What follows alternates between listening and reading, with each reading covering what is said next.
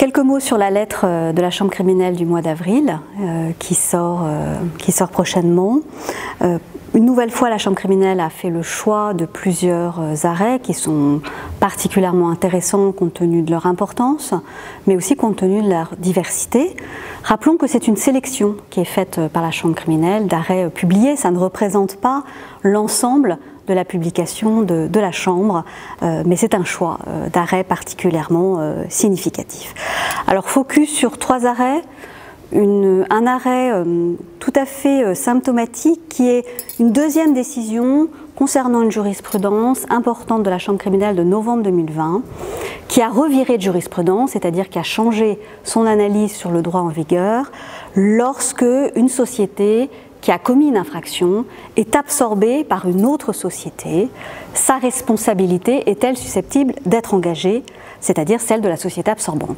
La Chambre criminelle a dit oui en novembre 2020, et dorénavant, elle vient préciser cette jurisprudence dans une nouvelle décision portant sur l'office du juge d'instruction. Dans quelles conditions peut-il prononcer un non-lieu sur une enquête portant sur des infractions commises par une société qui vient d'être absorbée? C'est une jurisprudence qui est susceptible d'avoir des conséquences extrêmement importantes. Je pense notamment en la matière les questions de protection d'environnement dans lesquelles des sociétés peuvent être impliquées. On change totalement de domaine, focus sur les clickwalkers. Ces particuliers qui fournissent, grâce à leur téléphone portable, des données commerciales à des sociétés. Sont-ils susceptibles d'être engagés dans le cadre d'un contrat de travail? Et donc, s'ils n'ont pas été déclarés, la société est-elle susceptible de commettre une infraction de travail dissimulée? Vous aurez la réponse dans la lettre d'avril, mais je voudrais signaler un point important. Dans cette affaire, la Chambre criminelle a sollicité l'avis de la Chambre sociale. Évidemment, la Chambre sociale, c'est le juge naturel du droit du travail, et donc la Chambre criminelle a souhaité avoir son expertise sur cette question-là pour après, par elle-même, porter son appréciation et rendre une décision.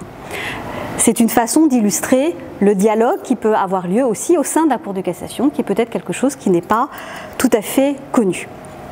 Focus sur un troisième arrêt, plus léger pourrait-on dire, puisque le commentaire porte le titre suivant. La fouille d'un sac poubelle est-il de nature à porter atteinte à la vie privée? Alors on pourrait en sourire, mais on sourit moins si on sait que c'est dans ce sac poubelle qu'a été trouvé des coordonnées d'une ligne téléphonique qui ont permis, après leur exploitation, d'identifier des auteurs d'un trafic de stupéfiants. Et donc, en réalité, la question était véritablement sérieuse. Enfin, vous le savez, la lettre, c'est un édito qui change à chaque fois.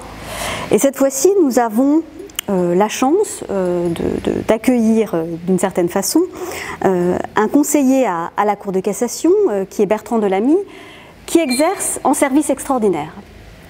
C'est-à-dire, c'est un professeur d'université qui a fait le choix, après de nombreuses années de son activité professionnelle, avec un parcours particulièrement remarquable, d'intégrer pendant une certaine durée la fonction de conseiller à la Cour de cassation.